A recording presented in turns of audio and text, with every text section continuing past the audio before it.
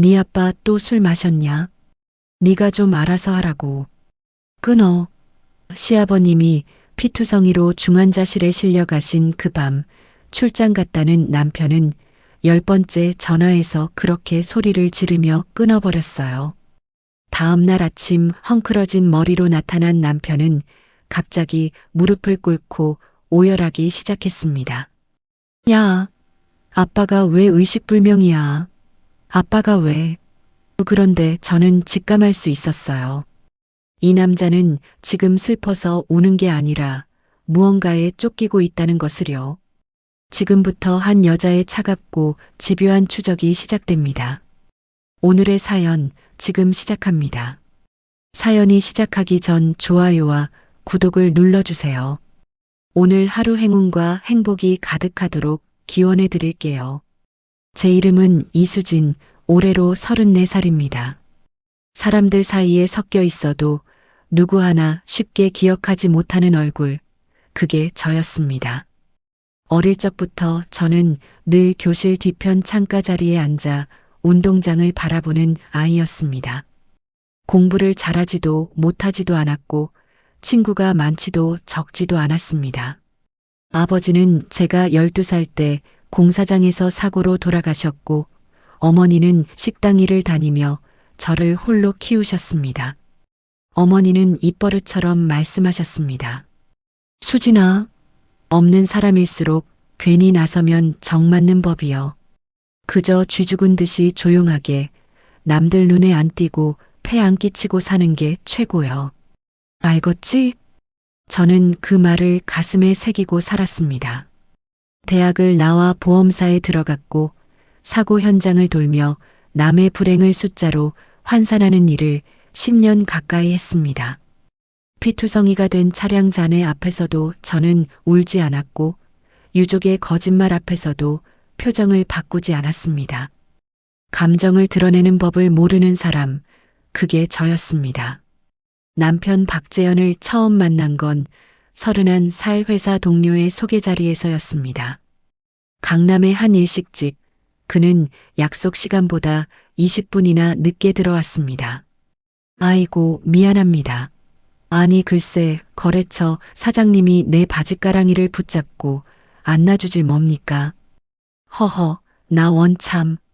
내가 안 나서면 그 회사가 당최 안 굴러가니 원, 피곤해서 살 수가 있나? 박재현이 의자에 털썩 앉으며 머리를 쓸어 올렸습니다. 저는 물수건으로 손을 닦으며 가만히 그를 바라보았습니다. 번쩍이는 시계, 단추 2개를 풀어 헤친 셔츠, 그리고 자신감으로 가득 찬 눈빛. 수진 씨, 내가 워낙 뒤끝없고 시원시원한 성격이라 돌직구로 팍팍 말할게요. 솔직히 말해서 얼굴은 내 스타일 아닙니다. 예, 하하. 그래도 사람이 참 조신하고 얌전한 게 맏며느리감으로 아주 딱 마음에 드네. 박재현이 잔에 술을 따르며 웃었습니다. 저는 그 말이 무례하다는 걸 알면서도 어쩐지 솔직해서 좋다고 생각했습니다. 30이 넘도록 한 번도 진지하게 누군가를 만난 적이 없던 저였습니다. 어머니는 박재현의 명함을 보시고는 환하게 웃으셨습니다. 아이고 수진아, 저렇게 번듯하고 능력 있는 남자가 너한테 관심 가져주는 게 천운이다, 천운. 네가 무슨 복에 저런 대단한 서방을 얻겠니? 무조건 잘해라. 네가 꾹 참고 굽히고 들어가란 말이다. 저는 그렇게 반년 만에 결혼식장에 섰습니다. 그때만 해도 박재현의 허세가 결국 제 인생을 갉아먹을 거라곤 상상도 하지 못했습니다. 결혼 생활은 시작부터 쉽지 않았습니다. 시어머니는 저를 처음 본 날부터 위아래로 훑어보며 한숨부터 쉬셨습니다. 아니, 얜 어째 꽂아놓은 보릿자루 마냥 입을 꾹 닫고 있대? 우리 재현이가 워낙에 기가 살고 잘난 아들인데 옆에서 싹싹하게 받쳐줄 줄을 알아야지. 원, 답답해서 숨이 다 막히네. 시누이 박재희는 명품 가방을 무릎에 올려놓고 저를 빤히 보며 말했습니다. 옳게, 보험회사 다닌다면서? 거기서 돈은 좀 벌어? 우리 오빠가 뼈 빠지게 벌어오는 돈에 비하면 푼돈 아니야? 월급이 대체 얼마나 되는데? 저는 웃으며 차를 따랐고 속으로는 손바닥에 손톱 자국이 깊게 났습니다. 그런 자리에서 유일하게 제 편을 들어주신 분이 시아버지 박노인이셨습니다. 에잉 쯧쯧 그만들 좀 혀라. 밥 먹는 데서 웬 말들이 그리 많아. 사람이 좀 얌전하고 말수 적은 게 흠이냐? 수진아, 내 시엄이랑 시누이 말은 귀담아 듣지 말어. 넌 신경 쓰지 말고 어서 밥이나 많이 먹어라. 응? 시아버지는 무뚝뚝한 얼굴로 김치 한 조각을 제 밥그릇 위에 올려주셨습니다. 저는 그 김치 한 조각에 코끝이 시큰해졌습니다. 명절마다 시어머니가 저를 부엌에 세워두고 시누이는 거실에서 과일을 먹을 때면 시아버지가 슬그머니 부엌으로 들어와 그릇을 같이 닦아주셨습니다. 아가, 힘들면 나한테 힘들다고 혀. 혼자 속 끓이지 말고. 며느리도 내 새끼인데 무조건 참는 게 능사는 아니여. 알겠지? 저는 그 말에도 그저 웃기만 했습니다. 참는 것 말고는 배운 게 없는 사람이었으니까요. 밤 11시 핸드폰이 요란하게 울렸습니다. 저는 소파에서 졸다가 흠칫 놀라 전화를 받았습니다. 여보세요? 이수진 씨 맞으시죠? 여기 한일병원 응급실인데요. 시아버님께서 뺑소니를 당하셔서 실려오셨어요. 피를 너무 많이 흘리셨습니다. 지금 당장 병원으로 빨리 오셔야겠습니다. 수화기를 든 손이 차갑게 굳었습니다. 저는 외투도 제대로 걸치지 못한 채 택시에 올랐습니다. 응급실 자동문이 열리는 순간 피 묻은 들것이 제 앞을 지나갔습니다. 그 위에 누워 계신 분이 시아버지였습니다. 얼굴 절반이 검붉은 피로 뒤덮여 있었고 입가에는 거품이 말라붙어 있었습니다. 아버님, 아버님. 저는 들건 옆을 따라가며 그렇게 한번 불렀습니다. 간호사가 제 어깨를 잡아 세웠습니다. 보호자분, 안 됩니다. 여기서부터는 들어오시면 안 돼요. 피가 너무 많이 납니다. 당장 수술부터 들어가야 하니까 빨리 여기 수술 동의서에 사인부터 하세요. 저는 떨리는 손으로 펜을 쥐었습니다. 서명을 하는데 글씨가 자꾸 비뚤어졌습니다. 시어머니께 먼저 전화를 걸었지만 시어머니는 친정에 다니러 가신 지방이라 새벽에야 도착할 수 있다고 우셨습니다. 아이고, 아버지가 다쳤다고. 하필 내가 친정에 와 있는데 어떡하냐. 수진아, 일단 네가 병원 좀 잘 지키고 있어라. 우리 귀한 재현이한테는 연락했니? 어서 우리 아들한테 연락부터 해. 네, 지금 바로 하려고요, 어머님. 박재현은 전화를 받지 않았습니다. 한 번, 두 번, 세 번. 저는 수술실 앞 차가운 의자에 앉아 계속 통화 버튼을 눌렀습니다. 5번째에도 연결이 되지 않자 손끝이 차가워졌습니다. 7번째, 8번째, 10번째 신호음이 끝나갈 무렵 드디어 박재현의 목소리가 들렸습니다. 아, 진짜. 뭔데? 밤중에 왜 이렇게 전화질이야, 엉. 박재현의 혀가 꼬여 있었습니다. 뒤편에서는 여자의 웃음소리 같은 것이 희미하게 섞여 들렸습니다.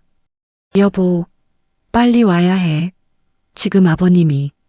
아씨, 또 시작이네. 네 아빠 또 술 퍼마셨지. 내가 바쁘게 출장 와 있다고 몇 번을 말해. 별 시답잖은 일로 사람 귀찮게 하지 말고 네가 좀 알아서 해라, 좀. 박재현이 짜증 섞인 한숨을 내쉬며 말했습니다. 여보, 그게 아니라 아버님이 지금 뺑소니를 당하셔서. 뚝. 전화는 그렇게 끊어졌습니다. 저는 끊긴 휴대폰을 한참이나 들여다보았습니다. 액정에 비친 제 얼굴이 낯설어 보였습니다.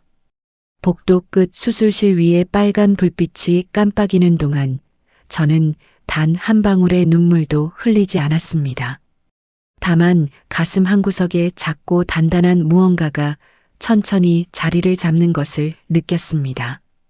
새벽 6시가 다 되어서야 박재현이 병원에 나타났습니다. 머리는 헝클어졌고 어제 입었던 셔츠 그대로였습니다. 박재현이 저를 보자마자 다짜고짜 멱살부터 잡았습니다. 야, 이수진, 너 도대체 제정신이야? 우리 아빠가 다쳤으면 당장 나한테 빨리빨리 말을 했어야지. 넌 입 놔뒀다 어디다 써먹어. 내가 10번도 넘게 전화했잖아. 당신이 술 마시고 바쁘다면서 끊어버렸잖아. 저는 박재현의 손을 천천히 떼어내며 말했습니다. 박재현이 입술을 깨물더니 수술실 쪽으로 달려갔습니다. 마침 수술이 끝나고 시아버지가 침대에 실려 나오는 참이었습니다. 호흡기를 단 시아버지의 얼굴은 종이장처럼 하얗게 질려 있었습니다. 박재현이 그 모습을 보고는 두 다리에 힘이 풀린 듯 바닥에 주저앉았습니다. 아이고 아빠, 우리 아빠 어떡해. 아빠가 왜 이래. 아빠가 왜 이러고 누워있냐고. 아. 박재현이 두 손으로 머리를 쥐어뜯으며 통곡하기 시작했습니다. 복도가 떠나가도록 우는 소리가 울려 퍼졌습니다. 저는 한 발자국 떨어진 곳에서 그 모습을 가만히 지켜보았습니다. 이상했습니다. 울음소리가 너무 컸고 손짓이 너무 컸고 머리를 쥐어뜯는 모양새가 너무 정확했습니다. 마치 누군가에게 보여주기 위해 연습한 사람처럼 말입니다. 박재현이 고개를 들었을 때 저는 보았습니다. 눈물이 흐른 자리가 묘하게 비어있는 그 메마른 눈동자를요. 박재현이 저와 눈이 마주치자 황급히 다시 고개를 떨구었습니다. 저는 그제야 깨달았습니다. 이 사람은 지금 슬퍼서 우는 게 아니라는 것을요. 무언가에 쫓기고 있는 사람의 얼굴이라는 것을요. 시아버지의 침대를 따라 중환자실로 향하는 길, 저는 박재현의 외투 자락에서 풍기는 낯선 향내를 맡았습니다. 달큰하고 끈적한 한 번도 맡아본 적 없는 여자의 향수 냄새였습니다. 챕터 2 슬픔을 덮은 의심. 중환자실 면회 시간은 하루에 2번, 그것도 10분이 전부였습니다. 저는 그 10분을 위해 병원 복도에서 하루 종일 죽치고 앉아 있었습니다. 시아버지는 사흘이 지나도록 눈을 뜨지 못하셨습니다. 호흡기 너머로 들리는 기계음만이 시아버지가 아직 살아계심을 알려주는 유일한 증거였습니다. 시어머니는 친정에서 올라오신 뒤부터 줄곧 저를 노려보셨습니다. 수진아, 너는 그날 뭐하고 있었니? 아비가 그 시간에 우리 집까지 왜 걸어오셨겠어? 시어머니가 손수건으로 눈물을 찍어내며 말씀하셨습니다. 어머님, 저도 모르고 있었어요. 연락을 받고 바로 달려왔어요. 모른다는 게 말이 되니? 며느리라는 게 시아비 끼니 한 번을 안 챙기니까 어른이 직접 반찬을 사서 오시다가 이 꼴이 난 거 아니야. 시누이 박재희가 옆에서 거들었습니다. 옳게 사람이 염치가 있어야지. 우리 아빠가 옳게 좋아하는 갈치조림 사서 오시다가 그렇게 되신 거 알아 몰라. 저는 입술을 꾹 다물었습니다. 손바닥에 또다시 손톱 자국이 깊게 박혔습니다. 대꾸할 말이 없는 게 아니라 대꾸해봐야 소용없다는 걸 10년 가까이 살면서 배웠기 때문입니다.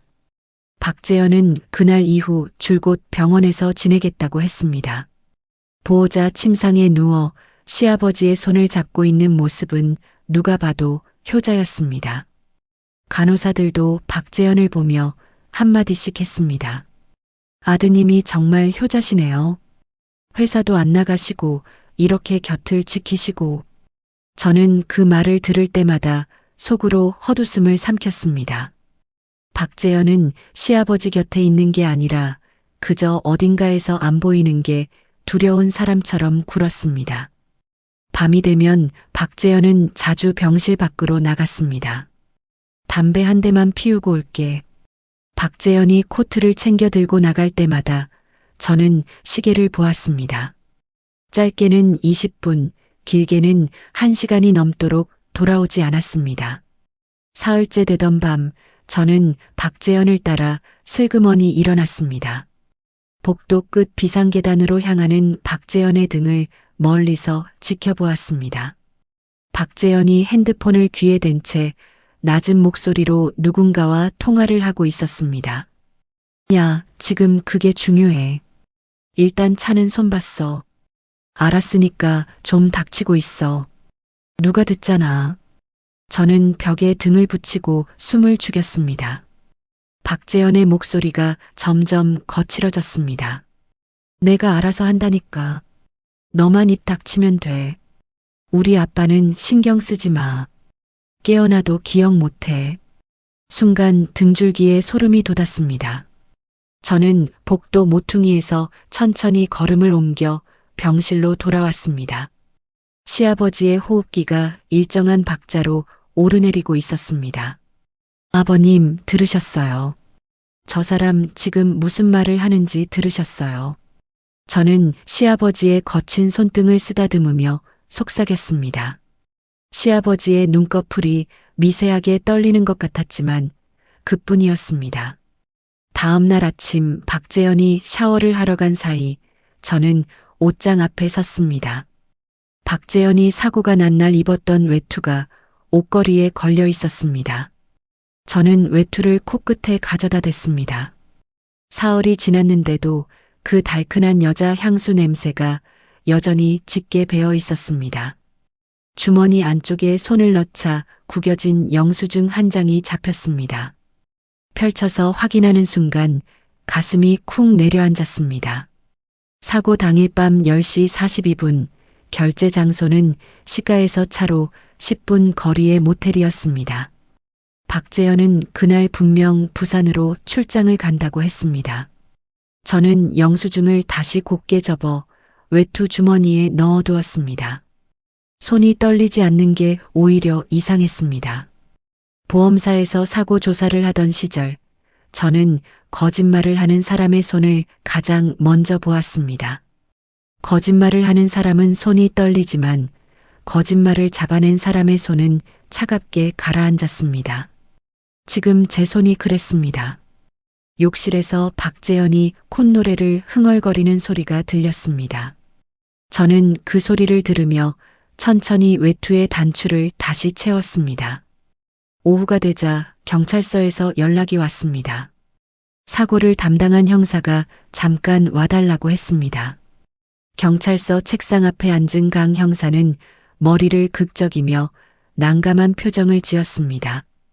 이수진 씨, 솔직히 말씀드리면 수사가 좀 막혔습니다. 네. 사고 지점이 하필 방범 카메라 사각지대였습니다. 길 건너편 편의점 카메라도 그날따라 고장이 났더라고요. 도로에 차량 파편이 좀 떨어져 있긴 한데 그것만 가지고는 차종 특정도 어렵습니다. 저는 책상 위의 종이컵을 가만히 내려다보았습니다. 목격자는요? 새벽 시간이라 목격자도 없습니다. 시아버님께서 깨어나시기만을 기다리는 수밖에요. 강 형사가 한숨을 쉬며 말했습니다. 저는 가방에서 작은 수첩을 꺼냈습니다. 형사님, 제가 예전에 보험사 사고조사 일을 좀 했습니다. 아, 그러십니까? 파편 사진이나 도로 위 스키드 마크 사진, 혹시 제가 좀 볼 수 있을까요? 가의 차량의 진행 방향만이라도 알면 동선을 좁혀볼 수 있을 것 같습니다. 강 형사가 잠시 망설이더니 서랍에서 사진 몇 장을 꺼내 주었습니다. 저는 사진을 한 장 한 장 천천히 넘겨보았습니다. 도로에 떨어진 검은 플라스틱 조각, 깨진 헤드라이트 유리, 그리고 길게 패인 타이어 자국. 타이어 자국은 사고 지점을 지나 오른쪽 골목으로 급하게 꺾여 있었습니다. 저는 그 골목의 방향을 머릿속에 새겼습니다. 그 길로 가면 어디가 나오는지 저는 잘 알고 있었습니다.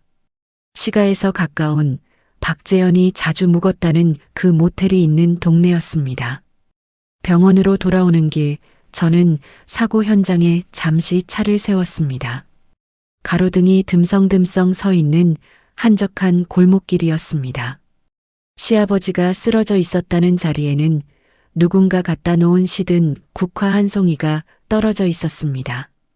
저는 그 자리에 쪼그려 앉아 한참 동안 도로 위를 살폈습니다. 보도블록 틈새에 작은 페인트 조각 하나가 끼어 있는 것이 보였습니다. 짙은 남색, 광택이 도는 도장용 페인트였습니다. 저는 손수건을 꺼내 그 조각을 조심스럽게 싸서 가방에 넣었습니다. 박재현의 차가 바로 그 색이었습니다. 3년 전 박재현이 큰 돈을 들여 새로 뽑은 광택이 유난히 짙은 남색 세단. 저는 자리에서 일어나 도로 양옆을 둘러보았습니다. 밤이 깊으면 인적이 끊기는 길, 가로등 사이의 어두운 구간, 그리고 사고 지점에서 정확히 4m 떨어진 곳까지 이어진 타이어 자국. 한 가지 그림이 천천히 머릿속에서 맞춰지고 있었습니다. 시아버지가 며느리에게 주려고 반찬통을 들고 걸어오시던 그 길. 그 길 위로 누군가의 자동차가 빠른 속도로 달려들었고 그 차는 사람을 친 뒤 곧장 오른쪽 골목 모텔이 있는 방향으로 사라졌습니다. 저는 차에 올라타 시동을 걸었습니다. 백미러로 사고 지점이 점점 멀어지는 것을 바라보며 저는 박재현에게 전화를 걸었습니다. 여보, 저녁에 뭐 먹고 싶어? 내가 죽 좀 사갈게. 아무거나. 입맛도 없는데 뭘. 박재현의 목소리가 평소처럼 무뚝뚝했습니다. 알았어. 푹 쉬어. 곧 갈게. 저는 전화를 끊고 잠시 핸들을 꽉 쥐었습니다. 박재현이 거짓말을 하는 동안 저는 아무것도 모르는 척하는 법을 익혀야 했습니다. 지금까지 10년 가까이 그래왔으니 어려운 일은 아니었습니다. 챕터 3 핏빛 진실의 조각. 박재현이 잠든 새벽 저는 보호자 침상에 등을 돌리고 누워 박재현의 핸드폰을 천천히 끌어당겼습니다. 박재현은 술 한 잔이면 골아떨어지는 사람이었습니다. 오늘 저녁 죽 한 그릇과 함께 내민 소주잔을 박재현은 의심 없이 비웠습니다. 잠금 패턴은 결혼기념일 처음 그대로였습니다. 저는 화면을 가장 어둡게 낮추고 메신저 창부터 열었습니다. 가장 위에 떠 있는 대화 상대는 김 부장이었습니다. 회사 김 부장의 번호는 제가 외우고 있었습니다. 이 번호는 김 부장의 번호가 아니었습니다.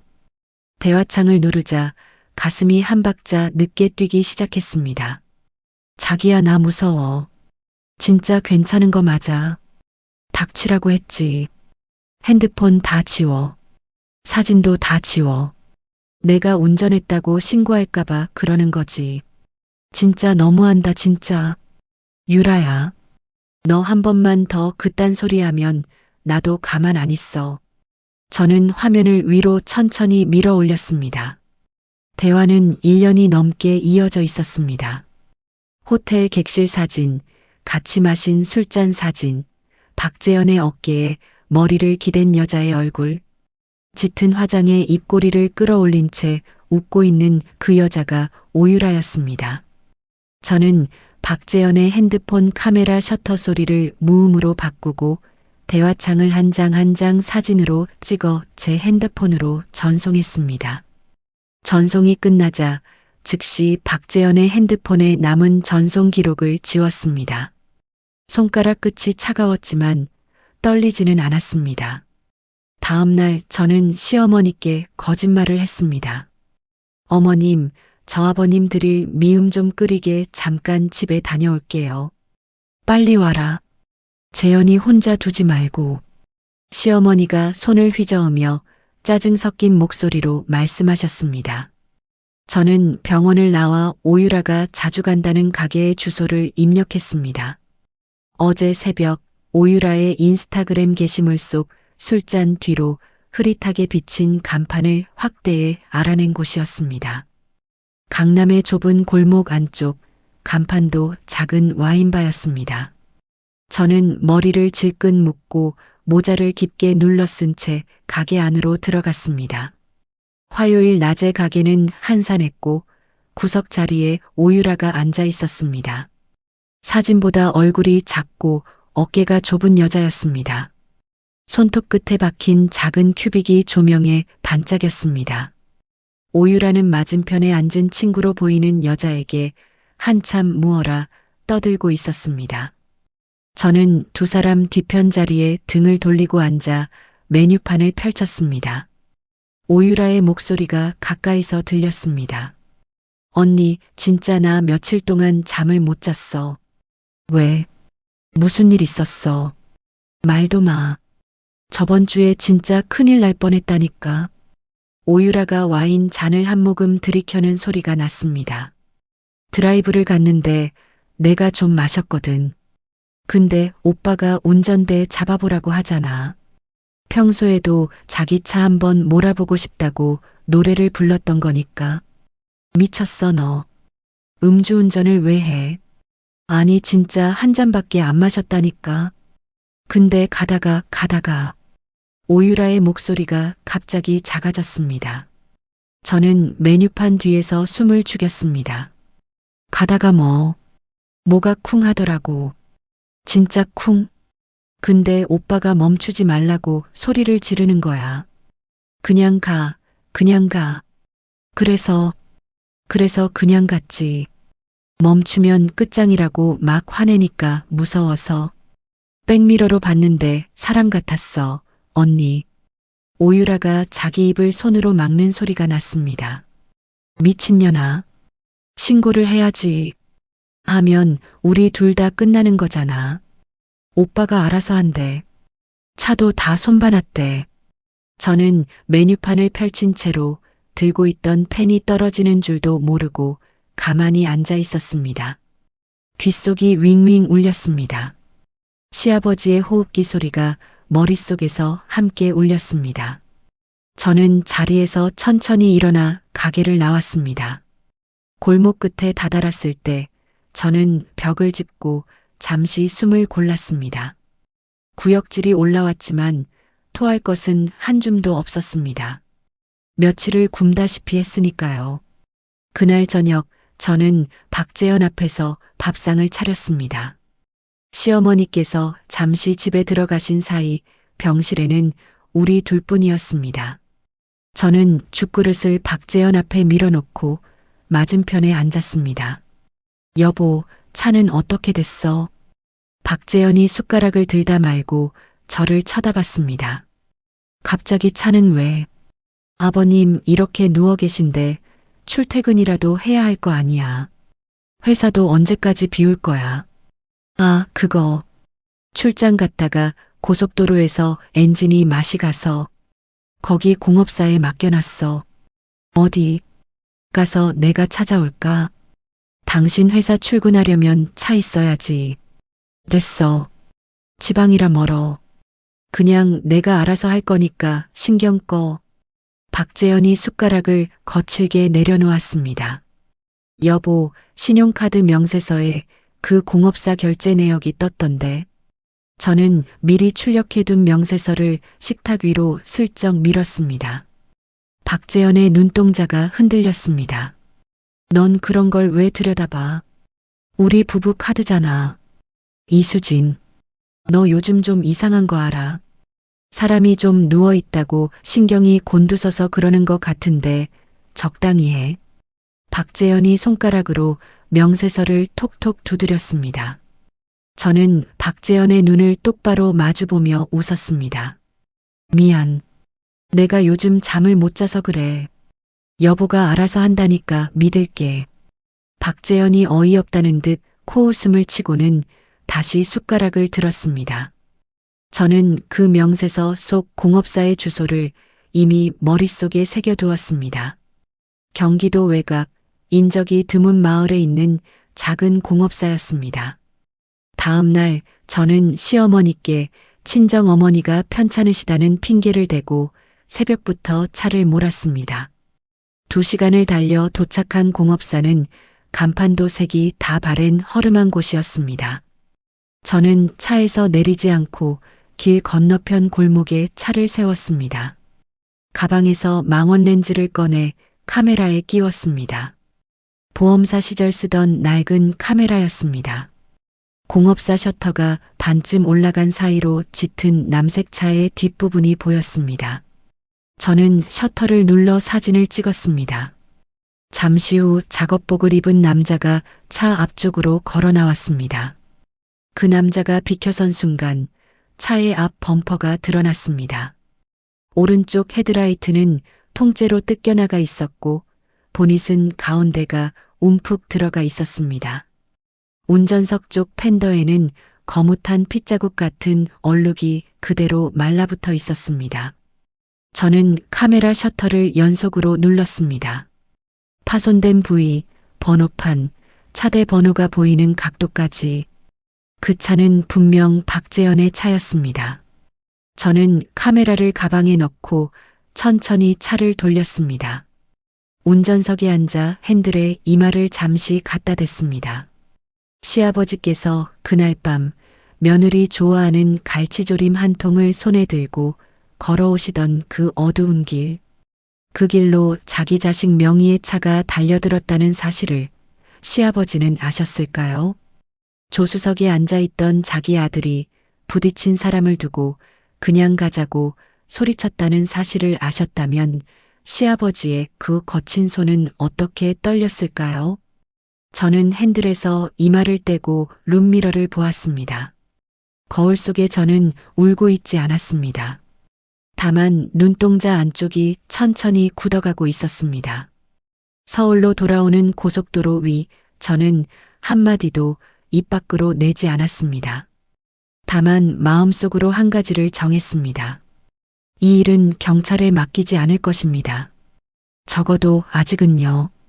챕터 4 어둠 속의 조력자. 서울로 돌아온 그 밤 저는 한숨도 자지 못했습니다. 공업사에서 찍어온 사진을 노트북 화면에 띄워놓고 한 장씩 들여다보았습니다. 범퍼의 찌그러진 모양, 헤드라이트의 깨진 각도, 보닛 위에 말라붙은 검붉은 자국, 보험사에서 10년 가까이 보아온 사고 차량의 흔적이 그대로 거기 있었습니다. 그러나 사진만으로는 부족했습니다. 박재현은 영리한 사람이 아니지만 거짓말에는 능했습니다. 경찰서에 사진을 들고 가도 박재현은 그저 사고가 나서 수리를 맡긴 거라고 우겨댈 것이 분명했습니다. 시아버지가 깨어나시지 못하는 한 그 차가 시아버지를 친 바로 그 차라는 증거가 필요했습니다. 저는 새벽 2시까지 손바닥으로 얼굴을 비비다가 결국 밖으로 나왔습니다. 사고가 났던 그 골목길로 차를 몰았습니다. 가로등 아래 시든 국화는 누군가 치워버렸는지 보이지 않았습니다. 저는 골목 입구에 차를 세워두고 한참을 그 자리에 서 있었습니다. 사고 시각은 밤 10시 반에서 11시 사이. 그 시간에 이 좁은 길을 지나갔을 누군가가 분명히 있을 것이라고 저는 믿었습니다. 다음 날 아침부터 저는 전단지를 만들었습니다. 제 시아버지가 이 자리에서 뺑소니를 당하셨습니다. 그날 밤 이 길을 지나가신 분 작은 정보라도 줬습니다. 제 휴대전화 번호를 큼지막하게 찍어 넣었습니다. 사고 지점 반경 1km 안에 있는 가게마다 양해를 구하고 한 장씩 붙였습니다. 편의점, 세탁소, 분식집, 노래방 입구. 가게 주인들은 대부분 혀를 차며 고개를 끄덕여 주었습니다. 아이고, 안 됐네요. 어른이 그런 일을 당하셨다니. 이 동리가 밤만 되면 불이 다 꺼져서 무서워요. 뭔 단서라도 좀 나오길 빌어요. 저는 사흘 동안 그 골목을 돌고 또 돌았습니다. 발이 부르트고 입술이 갈라졌지만 멈출 수 없었습니다. 병원에 돌아가면 박재현은 자기 아버지의 곁을 지키는 척하며 핸드폰만 들여다보고 있었습니다. 시어머니는 여전히 제게 차가운 눈초리를 보냈습니다. 저는 그 모든 시선을 등 뒤로 흘려보냈습니다. 나흘째 되던 밤 모르는 번호로 전화가 걸려왔습니다. 여보세요. 거기 전단지 보고 전화드린 사람인데요. 남자의 목소리는 거칠고 짧았습니다. 제가 야간에 배달을 좀 합니다. 그날 밤 그 근처를 지나갔어요. 네네. 어디서 뵐 수 있을까요? 어디든 제가 가겠습니다. 저는 외투를 챙겨 입으며 핸드폰을 어깨와 귀 사이에 끼웠습니다. 늦은 시간이라 죄송한데 제가 일이 끝나야 시간이 됩니다. 새벽 1시쯤 동네 입구 편의점 앞으로 와주실 수 있나요? 갈게요. 지금 출발하겠습니다. 전화를 끊자 손이 비로소 가늘게 떨렸습니다. 저는 차를 몰고 약속 장소로 향했습니다.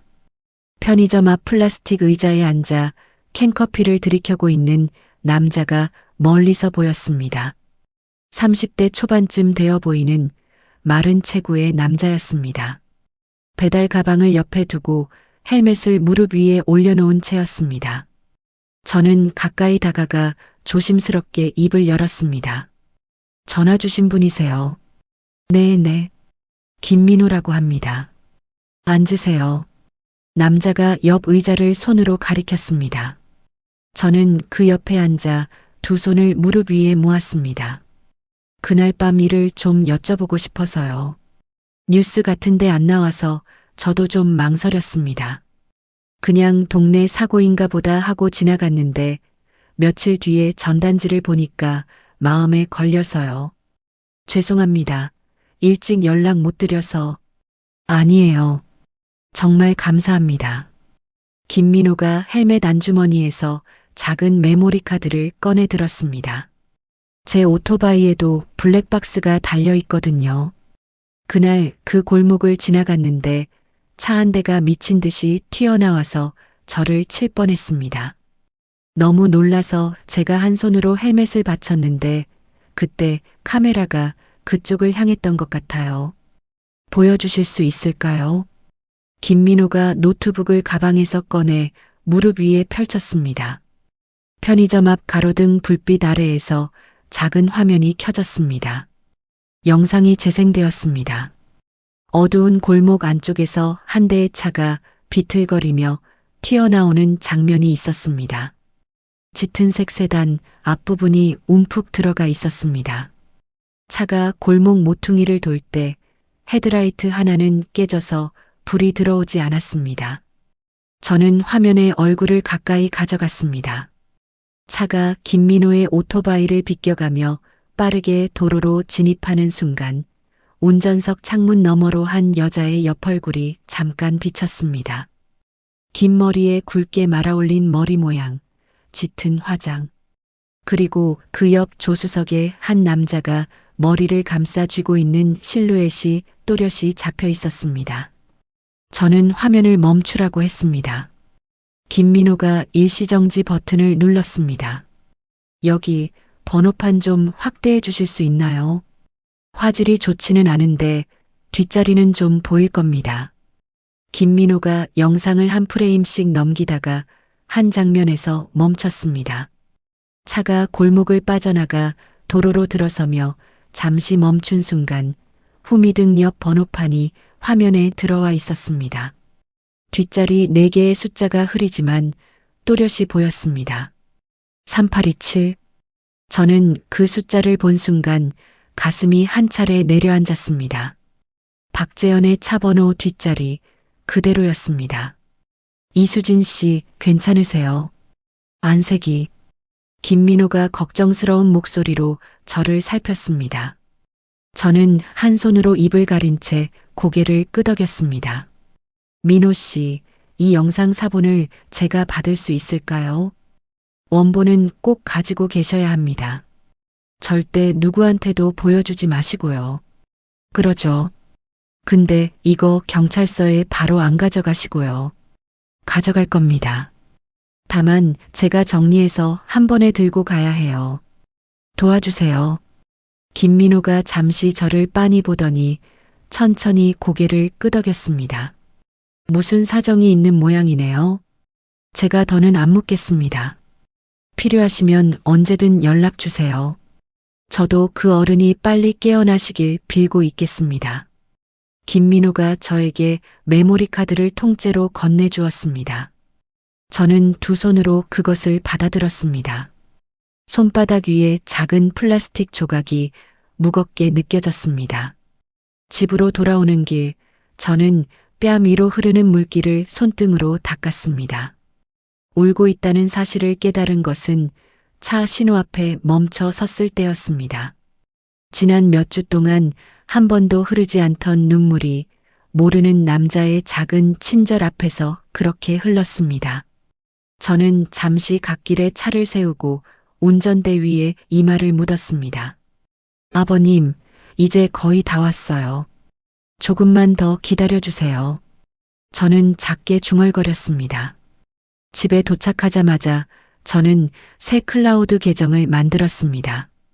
공업사에서 찍은 사진, 모텔 영수증 사본, 박재현과 오유라의 대화 캡처, 김민호의 블랙박스 영상, 그리고 신용카드 명세서와 사고 현장에서 주운 페인트 조각의 사진까지 모든 자료를 하나씩 정성껏 분류해 올렸습니다. 계정 아이디와 비밀번호는 어디에도 적지 않고 머릿속에만 새겨두었습니다. 보험사 시절 저를 동생처럼 챙겨주던 선배가 한 명 있었습니다. 지금은 경찰청 사이버 수사대에서 일하고 있는 그 선배에게 저는 메일 한 통을 보냈습니다. 선배, 부탁드릴 게 있습니다.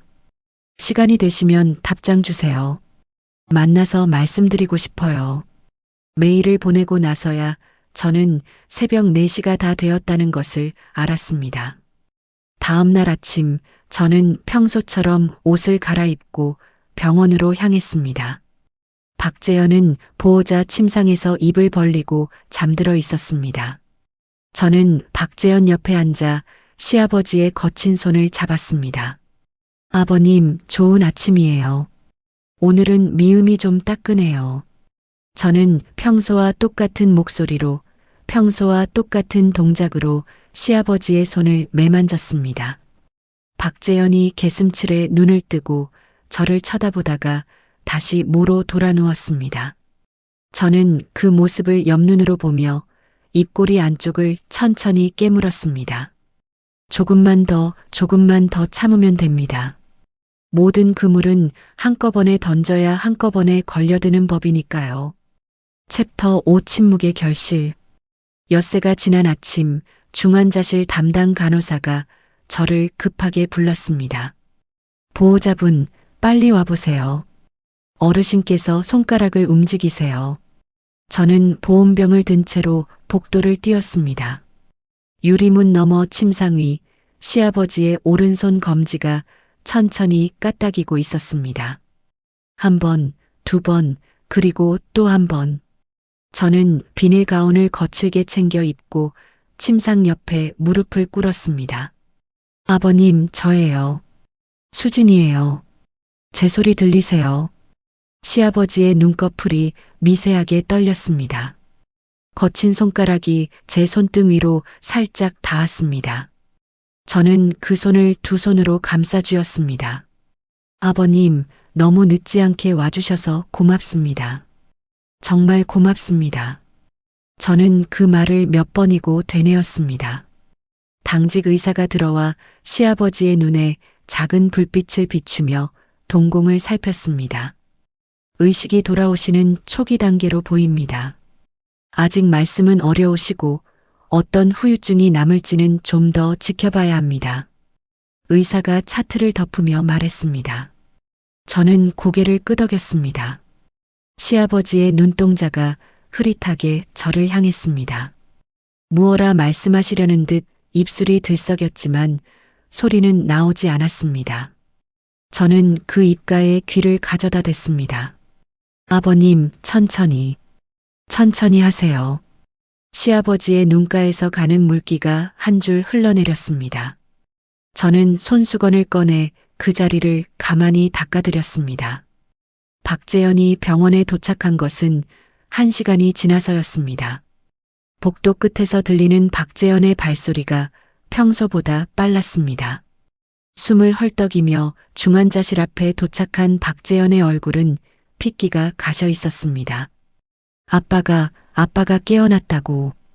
의식이 조금 돌아오셨대. 아직 말씀은 못하셔. 저는 평소와 같은 톤으로 답했습니다. 박재현이 유리문 너머 시아버지의 침상을 들여다보았습니다. 박재현의 손이 가온 자락을 꽉 움켜쥐었습니다. 수진아. 응. 아빠가 뭐 말씀하셨어? 너한테 뭐라고 말씀하시디? 박재현이 침을 삼키며 물었습니다. 저는 잠시 박재현의 옆 얼굴을 가만히 바라보았습니다. 땀이 관자놀이를 타고 흐르고 있었습니다. 말씀은 못하셔. 아직 눈만 잠깐 뜨셨다 감으셨다 해. 그래. 박재현이 숨을 길게 내쉬며 의자에 풀썩 앉았습니다. 저는 그 어깨가 안도로 천천히 내려가는 것을 똑똑히 보았습니다. 여보, 시어머니께는 내가 연락드릴게. 당신은 잠깐 회사에 들렀다 와. 며칠째 아무것도 못했잖아. 그래. 그게 낫겠다. 박재현이 자리에서 일어나며 핸드폰을 꺼내 들었습니다. 복도 끝으로 걸어가며 누군가에게 전화를 거는 박재현의 등이 보였습니다. 야, 일단 좀 진정해. 말씀 못하신대. 아니, 아무것도 아니야. 끊어. 박재현의 낮은 목소리가 띄엄띄엄 들렸습니다. 저는 중환자실 안으로 다시 들어가 시아버지의 손을 잡았습니다. 아버님, 죄송해요. 조금만 더 모른 척 하셔야 해요. 며칠만 더 참아주세요. 시아버지의 손가락이 제 손바닥을 한번 천천히 눌렀습니다. 저는 그 작은 신호를 한참 동안 가슴으로 받았습니다. 그날 저녁 저는 병원 근처 작은 카페 구석 자리에서 보험사 시절 선배를 만났습니다. 선배는 머리가 희끗희끗해진 모습으로 자리에 앉아 따뜻한 차를 시켰습니다. 수진아, 메일 보고 깜짝 놀랐다. 무슨 일이야? 선배, 한 번만 들어주세요. 그리고 길을 좀 알려주세요. 저는 가방에서 두툼한 봉투를 꺼냈습니다. 그 안에는 클라우드에 올려둔 자료의 출력본이 가지런히 들어 있었습니다. 모텔 결제 영수증의 사본, 공업사에서 찍은 차량 사진 여러 장, 박재현과 오유라의 메신저, 대화 캡처, 김민호가 건네준 블랙박스 영상의 캡처본, 그리고 사고 현장의 페인터 조각 분석 의뢰서. 선배는 봉투에서 자료를 꺼내 한 장씩 천천히 넘겨보았습니다. 중간쯤 갔을 때 선배의 손이 멈췄습니다. 수진아, 이거. 네. 시아버님을 친차해요. 운전한 사람은 남편의 내연녀고 조수석엔 남편이 있었어요. 선배가 안경을 벗어 한 손으로 눈가를 꾹 눌렀습니다. 이 자료 지금 너만 가지고 있는 거지.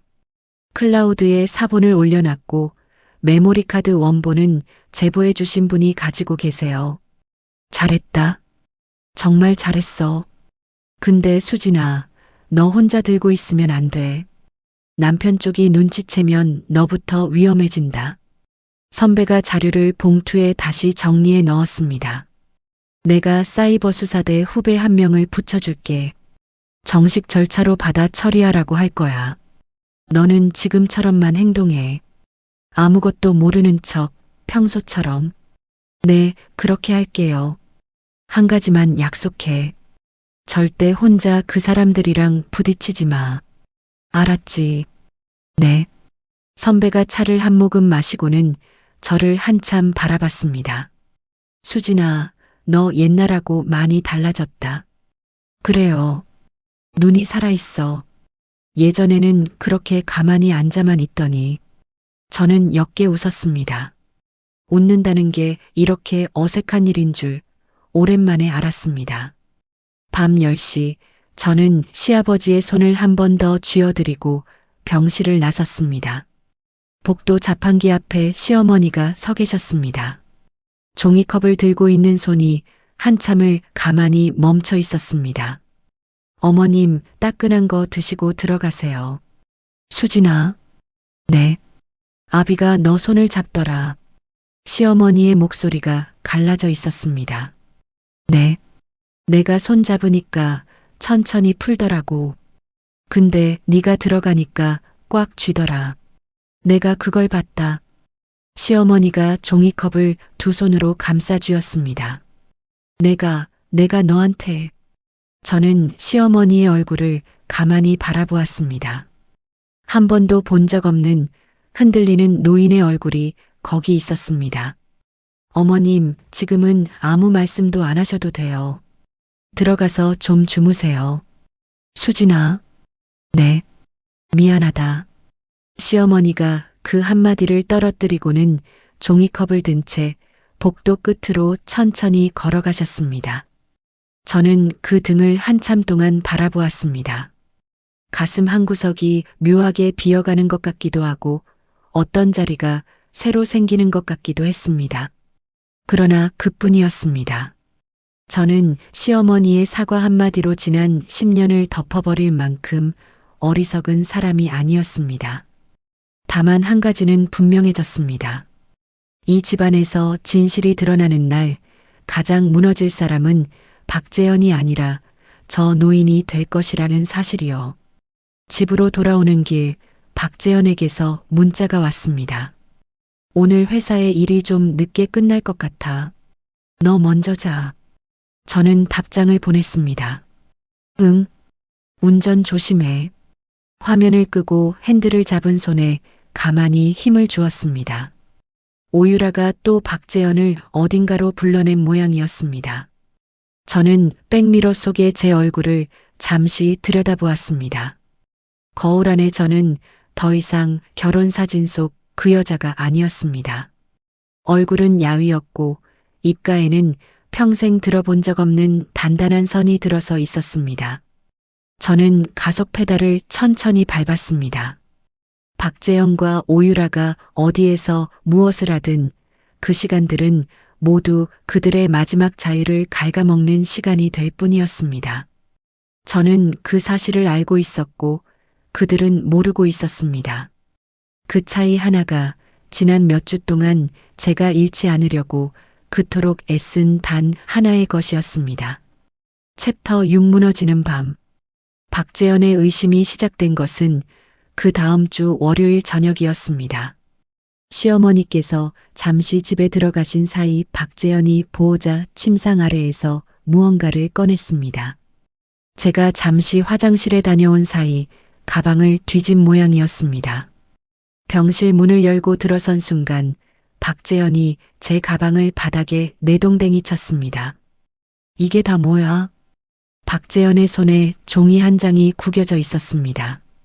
공업사에서 찍은 사진을 작게 인쇄해 둔 출력물이었습니다. 가방 안쪽 주머니에 깊숙이 넣어둔 것을 박재현이 기어이 찾아냈습니다. 저는 짧게 숨을 들이마셨습니다. 여보, 진정해. 진정하라고. 이게 뭐냐고 묻잖아. 박재현이 사진을 제 얼굴 앞으로 들이밀었습니다. 너 나 뒷조사하고 다닌 거지. 어디까지 알아봤어? 어디까지? 환자 옆에서 목소리 좀 낮춰. 닥쳐. 박재현이 사진을 구겨 바닥에 던졌습니다. 박재현의 눈에 그동안 한 번도 본 적 없는 빛이 어려 있었습니다. 허세 가득하던 평소의 그 눈이 아니었습니다. 짐승이 코너에 몰렸을 때 짖는 표정이었습니다. 이수진, 따라 나와. 박재현이 제 팔목을 거칠게 잡아 끌었습니다. 저는 끌려가는 척하면서 옆 침상 보호자에게 짧게 눈인사를 했습니다. 박재현이 저를 끌고 간 곳은 병동 끝 비상계단이었습니다. 무거운 철문이 닫히는 순간 박재현이 저를 벽으로 밀어붙였습니다. 너 이거 어디다 또 뿌렸어? 누구한테 보여줬어? 말해. 여보, 손 놔. 아파. 말하라고. 박재현의 손이 제 목 언저리를 거칠게 움켜쥐었습니다. 저는 박재현의 얼굴을 똑바로 올려다봤습니다. 손나, 박재현. 박재현이 제 이름을 부르지 않고 자기 이름을 부른 데에 잠시 멈칫했습니다. 저는 그 틈을 놓치지 않았습니다. 아버님 깨어나셨어. 손가락 움직이시고 눈도 뜨셨어. 곧 말씀도 하실 거야. 박재현의 손이 미세하게 떨렸습니다. 뭐? 의사 선생님이 그러셨어. 의식이 돌아오고 있는 단계라고. 사고 당시 기억이 돌아올 가능성이 높대. 저는 천천히 또박또박 말했습니다. 박재현의 손에서 힘이 빠지는 것이 느껴졌습니다. 저는 그 손을 가만히 떼어내며 한 발 옆으로 비켜섰습니다. 여보, 지금이라도 자수해. 사람을 친 거잖아. 그 사람이 당신 아버지였잖아. 닥쳐. 닥치라고. 박재현이 두 손으로 머리를 쥐어뜯었습니다. 내가 친 거 아니야. 운전한 건 내가 아니라고. 박재현의 목소리가 비명에 가까웠습니다. 저는 그 한마디를 가슴에 새기듯 들었습니다. 박재현의 입으로 직접 그 말을 듣게 되는 날이 결국 오기는 왔구나 싶었습니다. 그래. 운전은 유라가 했지. 너 인연. 박재현의 얼굴이 일그러졌습니다. 내가 너랑 결혼한 게 내 인생 최대 실수다. 박재현이 그 말을 뱉고는 비상계단을 거칠게 뛰어내려갔습니다. 저는 차가운 벽에 등을 기댄 채로 한참을 그 자리에 서 있었습니다. 손가락 끝이 차갑게 식어 있었습니다. 집으로 돌아온 박재현은 그날 밤 제 노트북을 박살냈습니다. 현관문을 열고 들어선 순간 거실 바닥에 노트북이 두 동강 나 있는 것이 먼저 눈에 들어왔습니다. 박재현이 소파에 앉아 술병을 든 채로 저를 노려보고 있었습니다. 이제 증거 없지. 사진도 영상도 다 그 안에 있었지. 박재현이 술을 한 모금 들이켜며 비웃었습니다.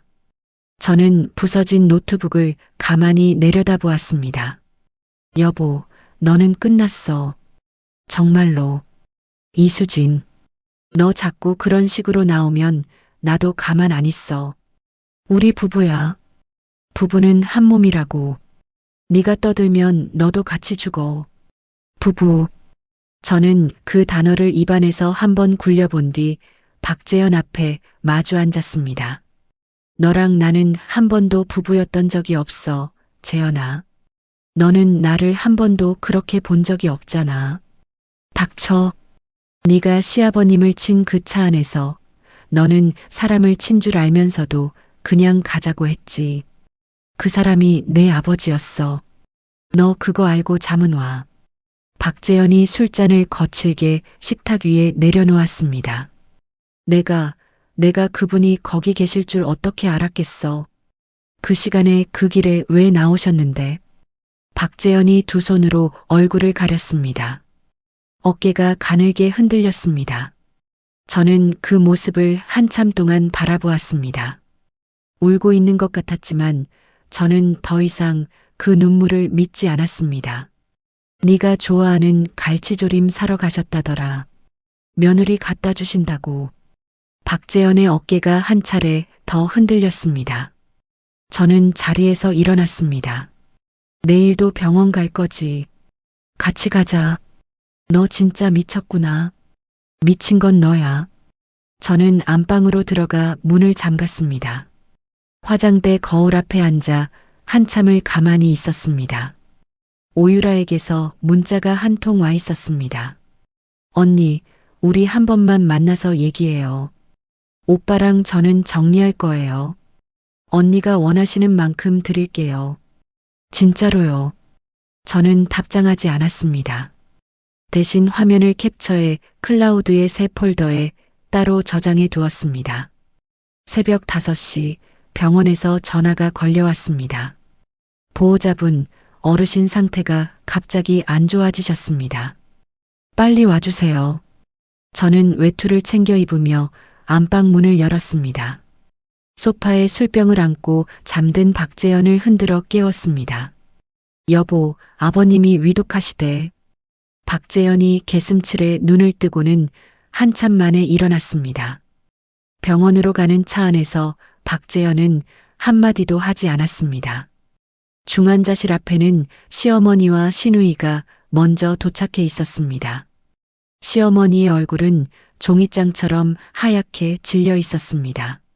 수진아, 아비가 갑자기 숨을 못 쉬더라. 갑자기 시어머니의 손이 제 손을 꽉 잡았습니다. 의사가 가운을 입은 채로 중환자실에서 나왔습니다. 심정지가 한 번 왔습니다. 지금은 다시 안정시켜 놓았지만 위중한 상태입니다. 마음의 준비를 하셔야 할 수도 있겠습니다. 저는 의사의 말을 2번 들었습니다. 한 번은 귀로, 한 번은 가슴으로. 시누이 박재희가 손바닥으로 제 뺨을 때린 것은 그 직후였습니다. 너 때문이야. 네가 아버지를 들쑤셔서 이렇게 된 거 아니야. 아버지 손도 못 잡게 하더니. 박재희가 비명을 지르며 제 어깨를 흔들었습니다. 시어머니가 박재희의 팔을 잡아 끌었습니다.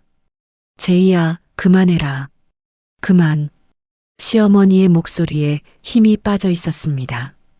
저는 뺨을 매만지지 않았습니다. 얼얼한 그 자리를 그대로 둔 채 중환자실 유리문 앞에 섰습니다. 시아버지의 가슴이 호흡기에 맞춰 천천히 오르내리고 있었습니다.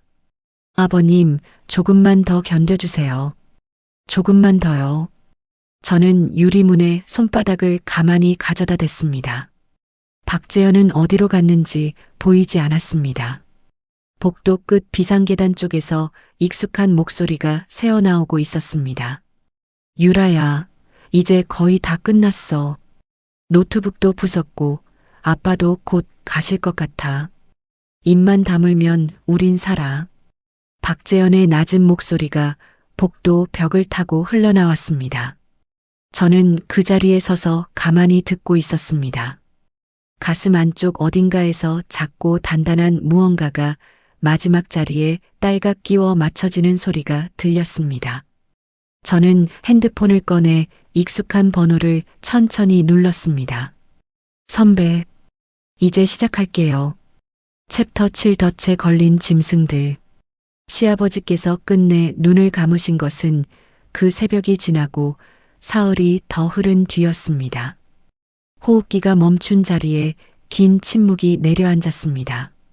저는 시아버지의 손등을 마지막으로 한번 쓸어드렸습니다. 아버님, 고생 많으셨어요. 이제 편히 가세요. 저는 그 말을 입 밖으로 내고 나서야 비로소 울었습니다. 지난 몇 주 동안 가슴 안에 가둬두었던 모든 것이 한꺼번에 터져 나왔습니다. 시어머니가 제 어깨에 머리를 기댄 채 같이 울었습니다. 박재현은 침대 발치에 서서 2 손으로 입을 가린 채 고개를 떨구고 있었습니다. 어깨가 떨리고 있었지만 그 떨림이 슬픔인지 안도인지 저는 알 수 있었습니다. 시아버지의 시신이 흰 천에 덮여 영안실로 옮겨지는 동안 저는 박재현의 뒷모습을 가만히 지켜봤습니다. 복도 끝에서 박재현이 핸드폰을 꺼내 짧은 문자 한 통을 보내는 것이 보였습니다. 저는 손등으로 눈물을 닦으며 안주머니의 작은 녹음기를 다시 한번 더듬어 확인했습니다. 장례식장은 시내의 큰 병원 지하 1층에 마련되었습니다. 빈소에는 박재현 회사 동료들이 줄지어 조문을 왔습니다. 박재현은 검은 양복을 입고 빈소 입구에서 손님들과 일일이 악수를 했습니다. 아이고, 박 과장, 이게 무슨 일이야. 아버님이 그렇게 갑자기. 형님, 와주셔서 감사합니다. 박재현이 고개를 깊이 숙였습니다. 저는 영정 옆에 서서 그 모습을 가만히 보고 있었습니다. 시어머니는 박재희에게 부축을 받으며 빈소 한쪽에 앉아 계셨습니다. 사람들이 잠시 뜸해진 틈에 박재현이 슬그머니 빈소 밖으로 사라졌습니다. 저는 한 박자 늦게 그 뒤를 따라 나갔습니다. 지하 주차장으로 내려가는 비상계단 한쪽 구석, 2 사람이 만나는 것이 멀리 보였습니다. 박재현과 오유라. 오유라는 검은 옷을 입고 모자를 깊이 눌러 쓴 채로 박재현의 가슴팍에 얼굴을 묻었습니다. 오빠, 진짜 끝난 거 맞지? 끝났어. 아빠 가셨어. 이제 아무도 몰라. 오빠, 나 진짜 무서웠어. 진짜로. 오유라가 박재현의 가슴팍을 손가락으로 두드리며 어리광 부리듯 말했습니다. 박재현이 오유라의 어깨를 한 손으로 감싸 안았습니다. 잠잠해지면 우리 같이 어디 멀리 가자. 일단 한 달만 조용히 있어. 진짜 가는 거지. 약속한 거다. 저는 비상계단 위층에서 손에 든 작은 녹음기의 빨간 불을 가만히 들여다보았습니다. 계속 깜빡이고 있었습니다. 저는 다시 빈소로 돌아왔습니다. 손이 떨리지 않았습니다. 다만 가슴 한구석이 차갑게 식어 있었습니다. 저녁 7시 사람들이 가장 많이 모이는 시간이었습니다. 회사 임원이 부조금을 건네고 시어머니께 위로의 말씀을 드리고 있었습니다. 저는 빈소 한쪽의 작은 마이크 앞으로 천천히 걸어갔습니다. 빈소에서는 추모 음악이 낮게 흘러나오고 있었습니다. 저는 음악을 멈추고 마이크를 켰습니다. 조문해 주신 여러분께 잠시 인사 말씀드리겠습니다. 사람들의 시선이 일제히 저에게로 향했습니다. 박재현이 입구 쪽에서 저를 보며 미간을 찌푸렸습니다. 제 시아버님께서는 며느리인 저를 친딸처럼 아껴주신 분이었습니다. 사고 당일 밤에도 제가 좋아하는 갈치조림을 손수 사들고 저희 집으로 걸어오시던 길이었습니다. 저는 한 호흡을 고르고 말을 이었습니다. 그런데 아버님께서는 사고가 아니라 누군가의 손에 돌아가셨습니다. 빈소가 술렁이기 시작했습니다. 시어머니가 자리에서 천천히 일어서셨습니다. 박재현이 빠르게 빈소 안쪽으로 걸어 들어왔습니다. 수진아, 무슨 말을 하는 거야? 손님들 앞에서. 여보, 잠깐만.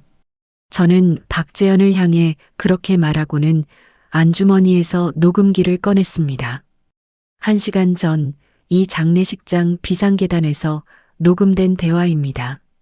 저는 녹음기의 재생 버튼을 눌렀습니다. 스피커를 통해 박재현과 오유라의 목소리가 빈소 안에 또렷이 울려 퍼졌습니다. 끝났어. 아빠 가셨어. 이제 아무도 몰라. 잠잠해지면 우리 같이 어디 멀리 가자. 조문객들이 입을 손으로 막았습니다. 회사 임원이 자리에서 벌떡 일어났습니다. 박재현의 얼굴이 새하얗게 질렸습니다. 이수진, 너 이게 뭐 하는 짓이야? 박재현이 저에게 달려들어 녹음기를 빼앗으려 했습니다. 저는 녹음기를 등 뒤로 감추며 한 발 물러섰습니다. 바로 그때 빈소 입구로 정장 차림의 남자 셋이 들이닥쳤습니다. 앞장선 형사가 신분증을 꺼내 보였습니다. 박재현 씨, 오유라 씨, 존속치사 및 뺑소니 혐의로 긴급 체포합니다. 박재현이 그 자리에 그대로 굳었습니다. 오유라는 마침 빈소 입구 쪽으로 슬그머니 들어오던 참이었습니다. 형사 한 명이 오유라의 손목을 잡았습니다. 이거 뭐예요? 나요. 놓으라고요. 오유라가 발버둥을 쳤습니다. 박재현은 형사에게 양팔을 잡힌 채로 저를 향해 소리를 질렀습니다. 이수진, 너 무슨 짓을 한 거야? 내가 한 거 아무것도 없어, 재현아. 네가 한 일이지. 저는 또박또박 답했습니다. 박재현이 발광하듯 몸을 비틀었습니다. 운전한 거 내가 아니야. 유라가 했어. 전현이 다 했다고. 박재현이 오유라를 향해 손가락을 뻗었습니다. 오유라의 얼굴이 일그러졌습니다. 이 새끼가 멈추라고 한 게 누군데? 그냥 가자고 한 게 누군데? 다 너잖아. 사람 친 거 알면서 도망치자고 한 거 너잖아. 오유라가 박재현을 향해 비명을 질렀습니다. 닥쳐, 이년아. 내가 시켰어도 운전은 네가 한 거야. 네가 친 거라고. 이 미친 새끼야. 내가 죽일 거야 너. 두 사람이 형사들의 손을 뿌리치며 서로에게 달려들었습니다. 형사들이 두 사람을 거칠게 떼어놓는 동안 빈소아는 비명과 고함으로 아수라장이 되었습니다. 시어머니가 그 자리에 그대로 주저앉으셨습니다. 재현아, 재현아. 이게 무슨 소리야? 거짓말이지. 거짓말이라고 해라. 시어머니가 두 손으로 얼굴을 감싼 채 어깨를 흔들었습니다. 박재인은 영정 앞에 무너지듯 쓰러져 흐느꼈습니다. 박재현이 형사에게 끌려가다 말고 저를 돌아봤습니다. 수진아, 한 번만 봐줘. 우리 부부잖아. 네가 알아서 하라며. 내가 다 알아서 했어. 저는 박재현의 눈을 똑바로 보며 말했습니다. 박재현의 입에서 신음 같은 소리가 새어나왔습니다. 오유라가 끌려나가며 마지막으로 저를 향해 침을 뱉었습니다. 너 진짜 더럽다. 더러워. 저는 그 침을 피하지 않았습니다. 다만 가만히 서서 두 사람이 빈소 밖으로 끌려나가는 모습을 끝까지 지켜봤습니다. 바깥 복도에서 카메라 셔터 소리가 터져 나왔습니다. 누군가 미리 언론에 제보를 한 모양이었습니다. 저는 마이크 앞으로 다시 다가가 짧게 말했습니다. 여러분, 빈소를 어지럽혀 죄송합니다. 아버님께 마지막 인사드릴 분들은 부디 끝까지 자리를 지켜주시기 바랍니다. 저는 영정 앞으로 걸어가 시아버지의 사진을 한참 동안 바라보았습니다. 사진 속 시아버지는 어쩐지 평소보다 더 짙게 웃고 계시는 것 같았습니다. 저는 두 손을 모으고 깊이 절을 올렸습니다. 일어서는 순간 그동안 한 번도 펴본 적 없는 어깨가 천천히 펴졌습니다. 빈소 한쪽에서 시어머니가 저를 올려다보고 있었습니다. 저는 시어머니에게 다가가 그 옆에 가만히 무릎을 굽혀 앉았습니다. 어머님, 일어나세요. 손님들 보세요. 시어머니가 제 손을 두 손으로 꽉 잡았습니다. 바들바들 떨리는 손이었습니다. 저는 그 손을 천천히 마주 잡아드렸습니다. 용서한 것은 아니었습니다. 다만 무너지는 사람을 마지막까지 거기 무너지게 두지 않는 것, 그것이 시아버지께서 저에게 가르쳐 주신 단 하나의 것이었기 때문입니다. 챕터 8세 아침.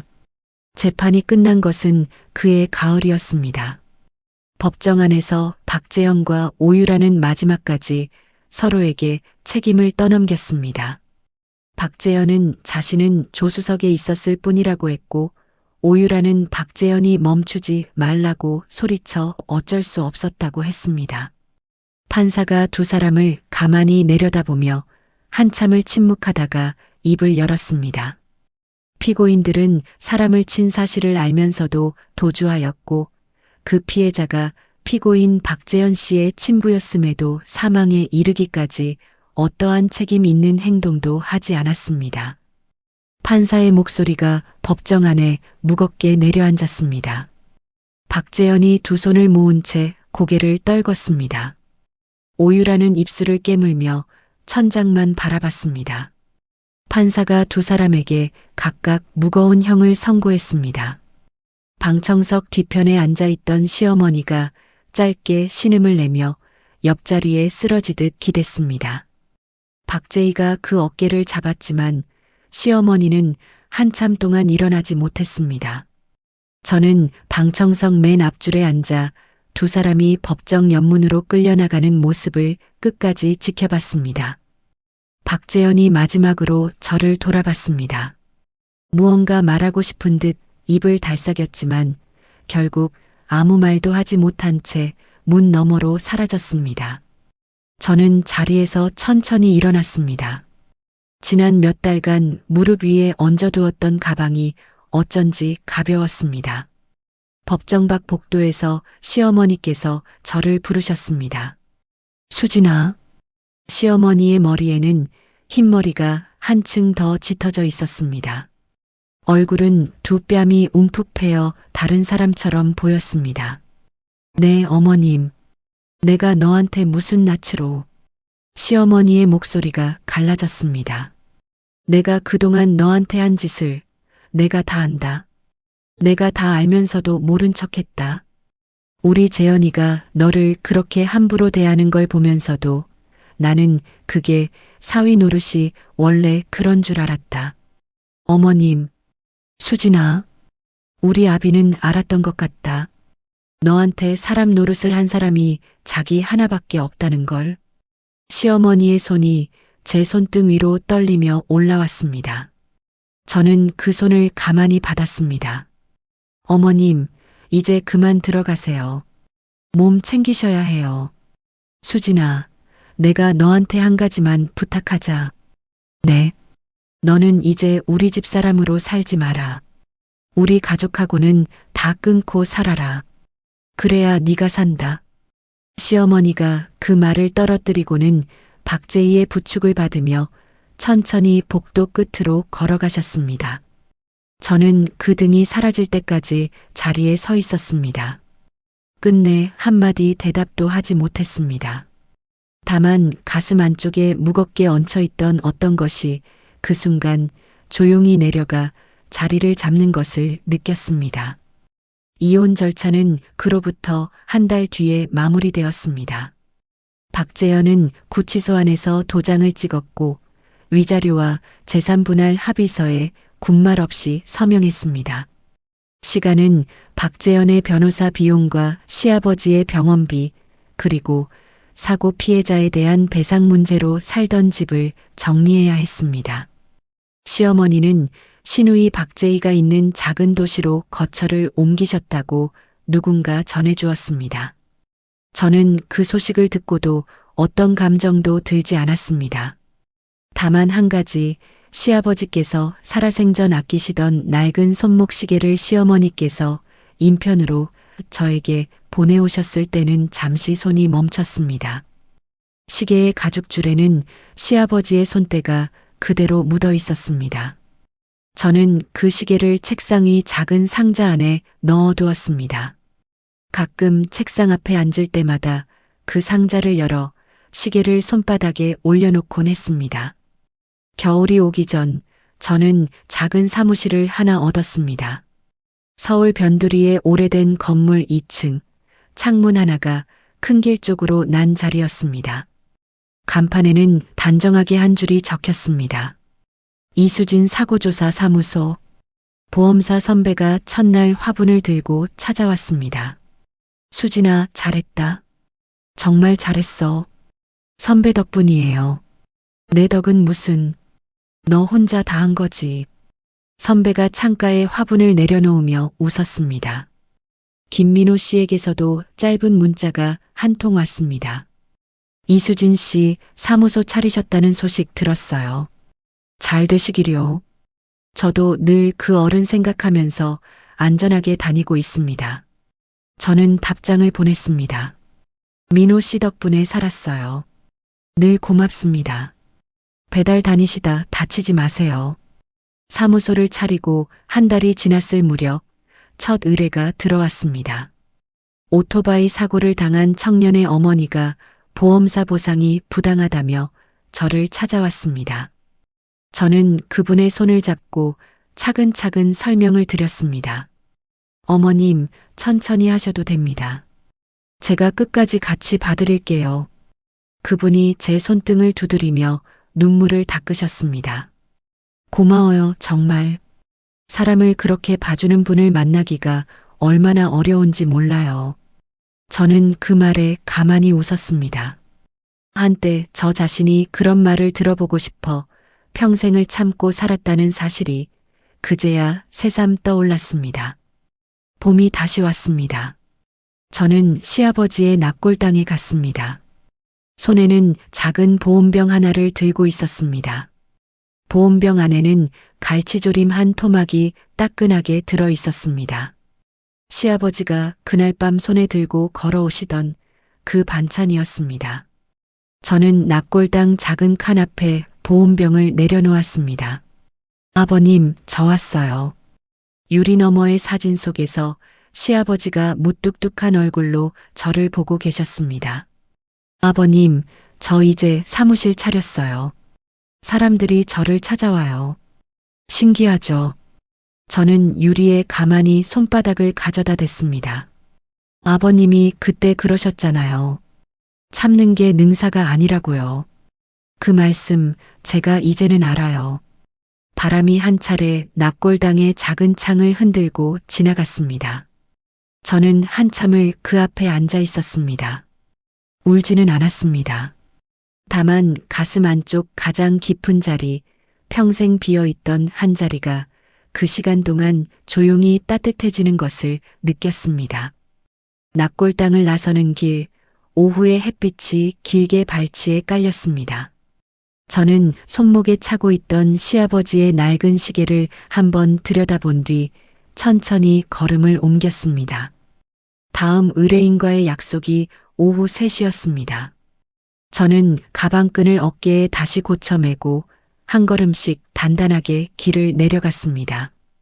시아버님께서 그러셨습니다. 참는 게 능사가 아니라고요. 저는 그 말씀의 뜻을 시아버님을 떠나보내고 나서야 비로소 알았습니다. 평생 남의 눈치만 보며 살아온 사람도 한 번쯤은 자기 목소리를 내야 하는 순간이 옵니다. 그 순간을 놓치면 잃는 것은 단지 자존심 한 조각이 아니라 한 사람의 인생 전부일 수도 있습니다. 박재영과 오유라는 자신들이 영리하다고 믿었습니다.